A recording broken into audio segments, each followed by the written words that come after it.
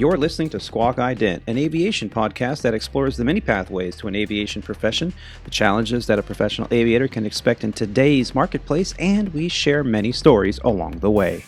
I'm your host, Aviator Tony, a professional airline pilot currently flying for a U.S. legacy airline with close to 20 years on the flight line. Welcome aboard Flight 92 of the Squawk Ident podcast, recorded on the 15th of October, 2021, from the mobile Aviator Sound Studios high atop the 4th floor of the Hilton Garden Inn in Boston, Massachusetts. Yeah, I can actually see the runways from here. Pretty cool. On today's flight, Rob D joins me to discuss paper revisions, static discharge wicks, St. Elmo's fire, lavatory vaping, hot crew meals, and much more. We are also excited to be joined by a returning guest. Miss Christy Wong is here, and she will be sharing her experiences as she completed her initial ground school and initial operating experience at Sandpiper Air. All this and more aboard Flight 92 of the Squawk Ident podcast. Let me just take this opportunity to again thank Mark Furman for joining us on Flight 91, Leadership Persistence. Rob, Captain Roger, and I were all honored in having the Colonel share his thoughts and experiences with us. Thanks again, Mark. We enjoyed having you on the show. Now that our pre-flight is complete, let's get ready to push off the gate and start those virtual podcast engines. Flight 91 is officially underway. I was going to say, do I sound winded? Can you hear me breathing? A little bit. Yeah, I can kind of hear myself. It's this microphone. I'm used to the nice one.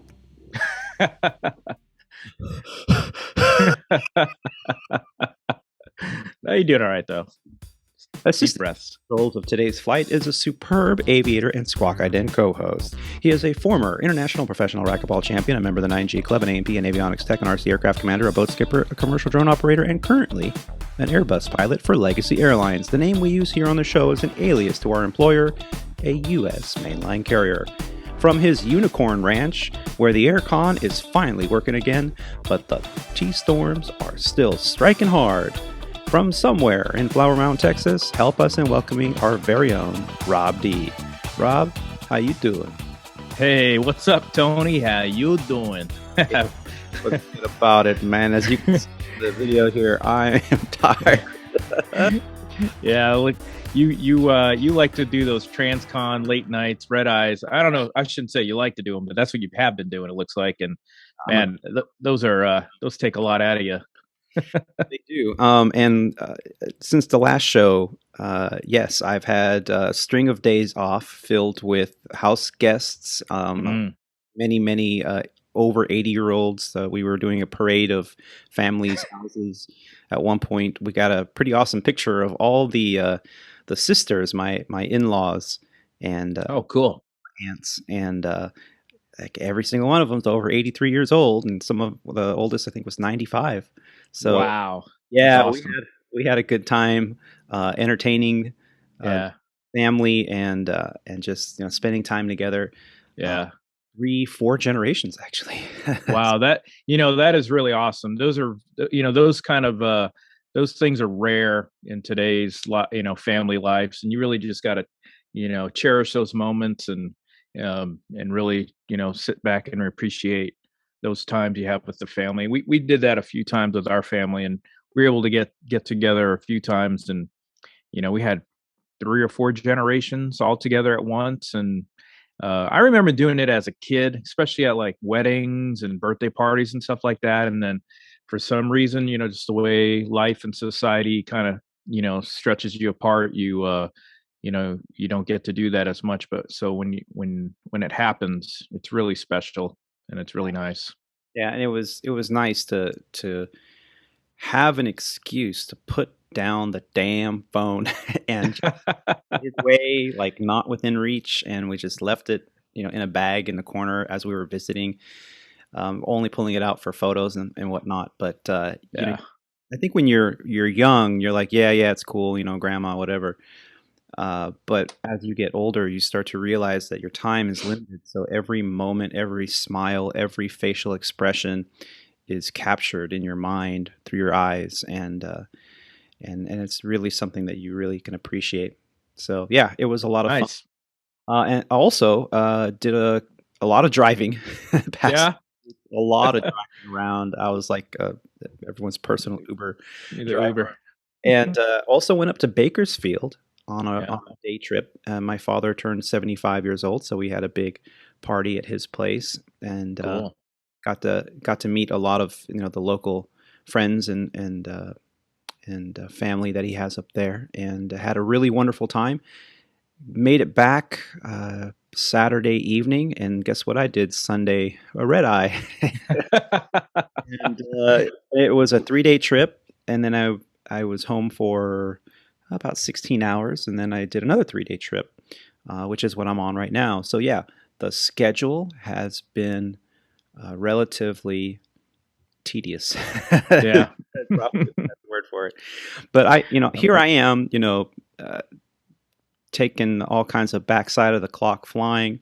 Had to fly out of LAX because normally I'd fly out of Ontario, which is a lot closer to my house. But I had a revision that I had to take care of, and we're going to talk about that in a little bit. Okay. I had to go to the crew room and pick up this revision to be legal for my next flight. It's a paper revision, Right.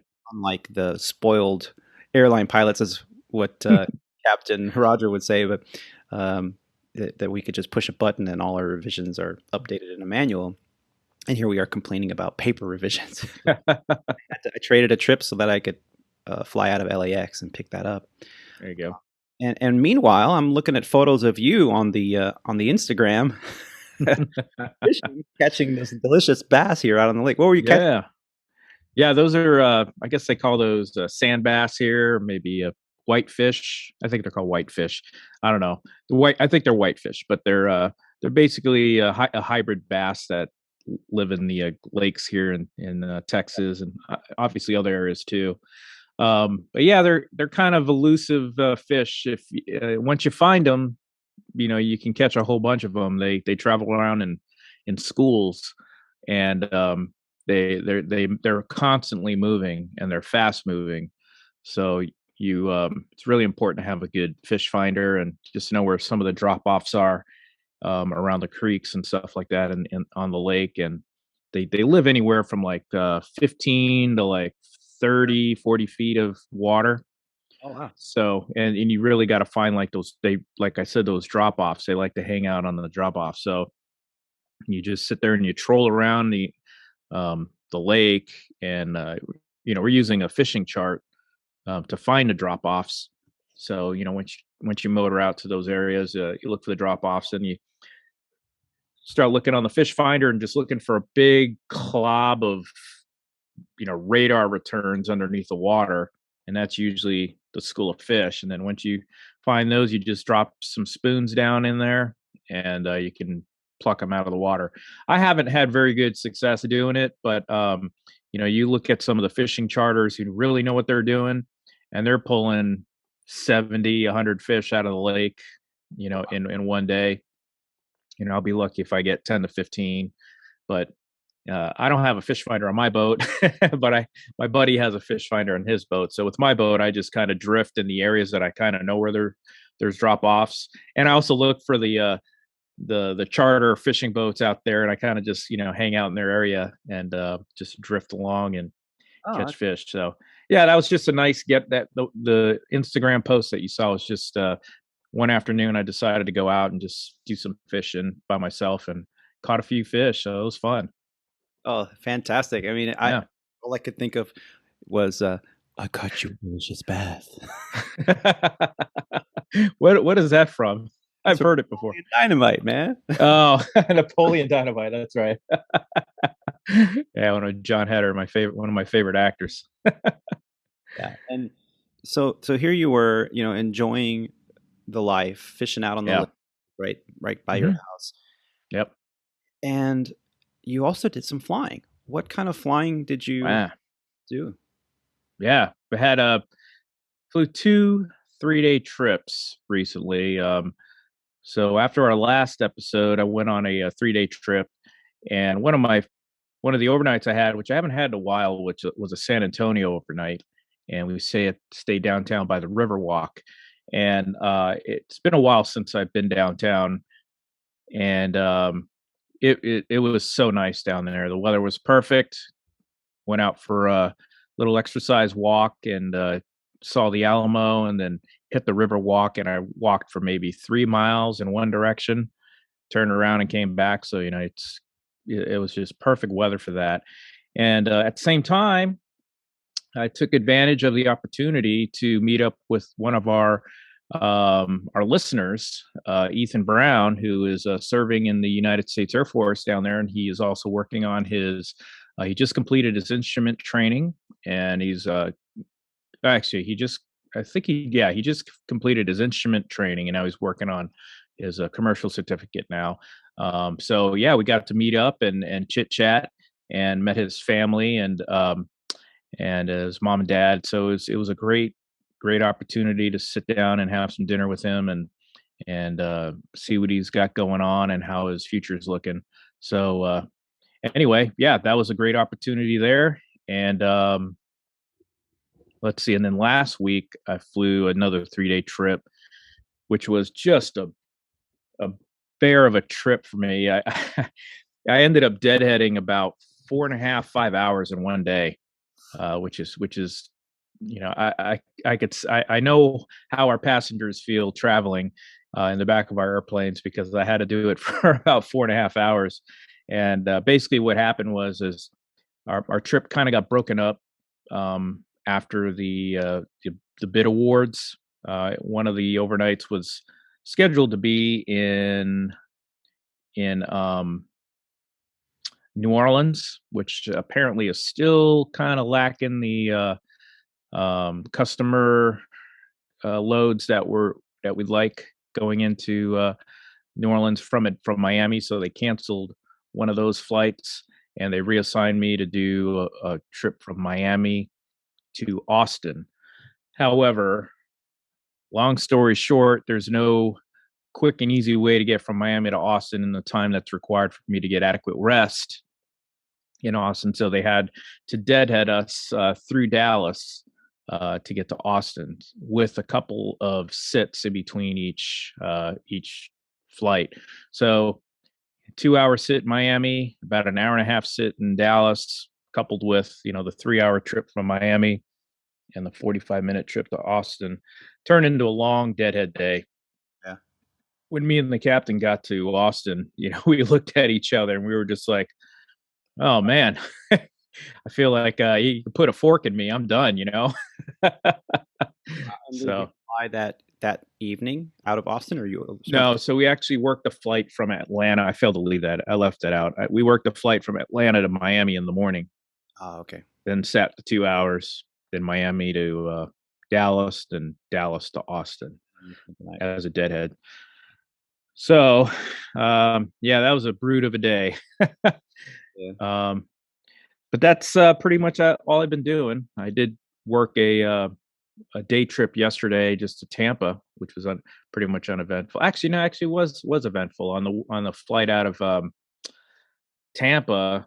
Climbing out, um, we had a. Let me see if I can pull up the message here, because I want to make sure I say it exactly correct for our listeners and our Airbus drivers. Hold on, I'm sorry. Give me a second. I'm looking for the picture so I get the right name. We had an ECAM message, flight control, flap system 2 fault on climb out. And those are one of those inhibited message, Oh, yeah. as you take off.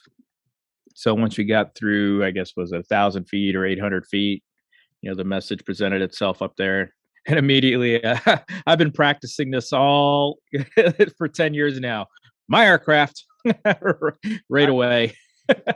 My aircraft, and the captain went right into it. He was like, "Oh, this is not a quick action or an ECAM exception." I was like, "Right on, man." He's like, "All right, why don't you keep flying and work the radios?" Hey, sounds good, just like in training.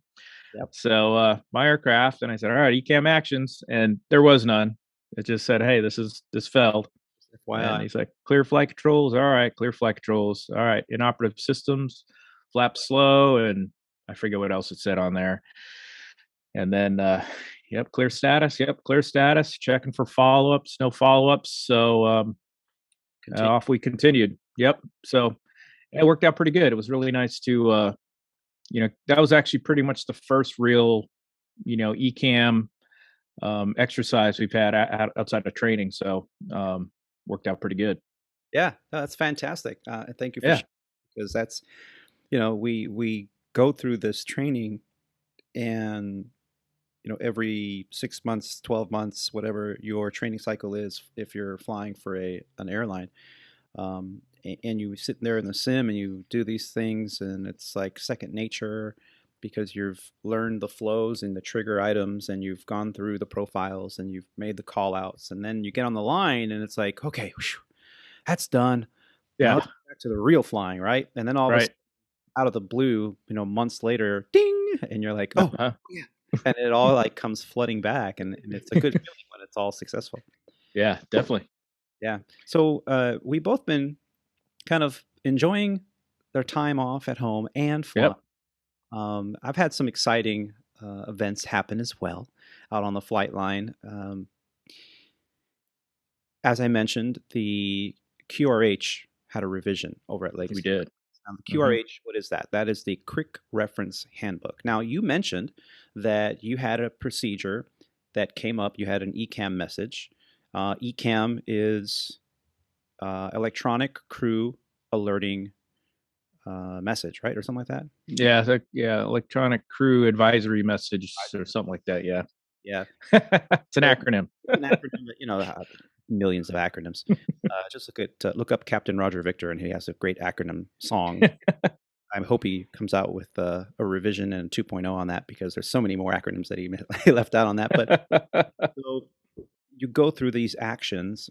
Now, the after you're done with that, you look up for follow-up items, as you mentioned. The follow-up items are in a paper manual. Now, of course, we also have an electronic version on our EFB, or electronic flight bag, but it's mandatory that each pilot carries this paper binder that has the quick reference handbook, in the event that, for whatever reason, you don't have access to the electronic version. You always have a paper backup. So I had to update this because a revision came out, and I was doing most of my flying out of Ontario. So I had to figure out a way, either drive to LAX, go into the crew room, pick up a revision, or I could just trade a trip. And it kind of worked Mhm. out with my schedule to just trade a trip. Um, I hadn't been to Los Angeles in a while, so that's what I did. Now I'm sitting there in the crew room, and I'm doing this, inch thick packet of revisions. And you got to Yep. be careful with these, because you don't just, change the whole thing. You have to, old school, go through, look at the revision update list, find out which pages are replaced, which pages might be pulled out and destroyed, or which pages might be added to the list. And so you have to sit there and kind of go through each page, and go through the revision, insert them, and then at the end, you want to keep that list of changes and review them, so that you're not just blindly putting Right. pages and not really knowing what changed. For the most part, they removed our one and only memory item on the Airbus completely. It's no longer a factor, because of some software upgrades. So all references to the memory item was removed. And so, I'm sorry, I forgot. What was that? I don't even remember. oh, that's the three scenarios with the uncommanded pitch. Uh, Oh, okay. Yeah, yeah, that's right. yes, The backup speed bus. 180R. Yeah, that's it. Okay, yeah, I do. See, that's how good my memory is on those memory items. I totally forgot about them now Forgot the. because we got the revision, so I'm That's good. so I did that. I'm sitting there, and it takes about 10-15 minutes to do. And it was kind of late at night. I'm just sitting there minding my own business, and I hear, "Hey, Tony, how you doing?" And I look up, and there's a captain who I recognized, but I had not flown with. And he goes, "It's Captain Keith. I've tagged you on Facebook a couple times. How's it going? How's the podcast going?" I'm like, "Oh shit, hi, how are you?" I was speaking a little bit with Captain Keith in the crew room. He is actually the creator of the Klezmer podcast. And Oh, we were talking about podcasting, and how his podcast was going. He had not created a new show in a long time, and he said he was kind of motivated to get back into it. in his podcast, he interviews and plays music and news from the world of the klezmer and Jewish music Hmm. from around the world. And he has 134 episodes, and I'll put a link in the show notes for anyone that's interested in checking it out. But yeah, it was really nice to have someone recognize me and go, "Hey, how are you?" Facebook and That's awesome. both podcasters. He's like, Yeah. when are you coming over to our side? Because the operation is like a complete Yeah. bag, right? Totally. Yeah. I was like, I don't know, man. Maybe someday. He's like, yeah, come on over, man. I'd love to have you over on the 777. Nice. That's awesome. That's a good feeling, because that's kind of the same feeling I had a couple of weeks ago as I was departing out of Myrtle Beach, and I think I sent you a text message, and I don't even remember the captain's name. So forgive me, Captain, I forget your name, but I said, hey, I ran into so and so. He recognized you and I from the podcast, and I think either he's a listener or he actually was interviewed by you. But anyway, yeah, that was kind of a caught me off guard. I'm like, wow, this is actually getting around, the podcasts and things like that. So, like, whatever you're doing, keep on doing it, Tony. But hey, before we move on, I wanted to correct ourselves on this, because we want to make sure we're providing the right information to our listeners and showing them that we are dedicated professionals. The definition of ECAM is electronic centralized aircraft monitoring. Oh, I looked it up in our books, so I found it. But anyway, whatever. It's just I was kind of bugged about that. I was like, how come I don't know what that stands for? I know. Well, it's one of those acronyms where you use all the times, you know what it is, but the exact words may be irrelevant, because the use of it is more important on how you use it than what the actual name of it is. So, Electronic centralized aircraft monitoring. electronic centralized aircraft monitoring. Yep. So I'm gonna bet you there are a lot of captains out there that probably don't even know that. No, I doubt it. Yeah. Oh man, that's awesome. Yeah. Well, like MCDU.